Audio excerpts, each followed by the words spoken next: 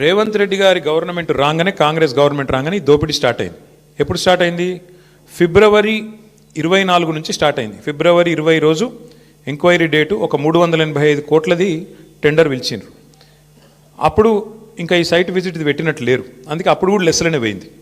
తర్వాత ఇంకొక టెండర్ పిలిచిండ్రు మేలో, అది కూడా లెస్లనే పోయింది. Godavari Khani RGOC1, RGOCP3 mine, ఈ రెండు కూడా ఇంకా అప్పటికి దిక్కుమాలిన దంద మొదలు కాలే. ఆడికెళ్ళి మొదలైంది కథ. ఎప్పుడు 24కి వెళ్ళి 24 జూన్కి వెళ్ళి మొదలైంది. ఫస్ట్ టెండర్ ఎప్పుడు స్టార్ట్ అయిందంటే విక్రమ్ రెడ్డి అన్నట్టు ఆయన కాంట్రాక్టరు, తర్వాత సృజన్ రెడ్డి, దీక్షిత్ రావు, జి వెంకటేశ్వర్ రెడ్డి, తర్వాత CH సుశాంత్, సుధీర్ హీరాలాల్ ధోలు, వీళ్ళందరూ కలిసి రింగ్ అయ్యి మొత్తానికి ఇప్పటికీ 7 టెండర్లు అన్నీ కూడా ఎక్సెస్ బేసిస్లో ఇదే సైట్ విజిట్ సర్టిఫికేషన్ అనే అడ్డమైన నిబంధన పట్టుకొని, అంటే కాంట్రాక్టర్ సైట్కు రావాలి, వస్తేనే సింగరేణి సర్టిఫికేట్ ఇస్తుంది. తప్పన కాంట్రాక్టర్ నేను బిడ్ వేస్తా అంటే సర్టిఫికేట్ ఇయ్యేది.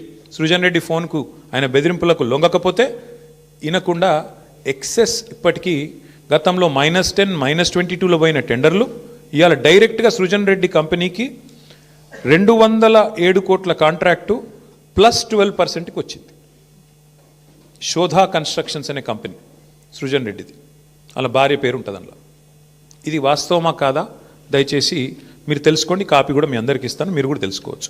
అట్లాగే వీళ్ళందరూ ఇప్పుడు GVR, CH సుశాంత్, దీక్షిత్, అంతా ఒక రింగు ముఠా. ఇది ఈ ముఠాకి నాయకుడు సృజన్ రెడ్డి, రేవంత్ రెడ్డి బావమరిది, వీళ్ళందరూ కలిసి వేసిన రింగు టెండర్లు. ఇది నిన్న హరీష్ రావు గారు బయట పెట్టిండు. ఏమన్నాడు హరీష్ రావు గారు నిన్న? 9 ఒక్కటే రద్దు చేస్తే సరిపోదు బట్టి గారు, మరి నీకు తెలియకుండా జరుగుతున్నాయి ఇవన్నీ, ఇవి కూడా రద్దు చేస్తావా లేదా అన్నాడు.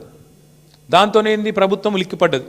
ఓహో మా దొంగతనం బయటపడుతుంది కాబట్టి ఏం చేయాలి, హరీష్ రావుకు నోటీసు, నిన్న సాయంత్రం నోటీసు, పొద్దున ఎంక్వైరీ. ఇది మొదటిసారి కాదు.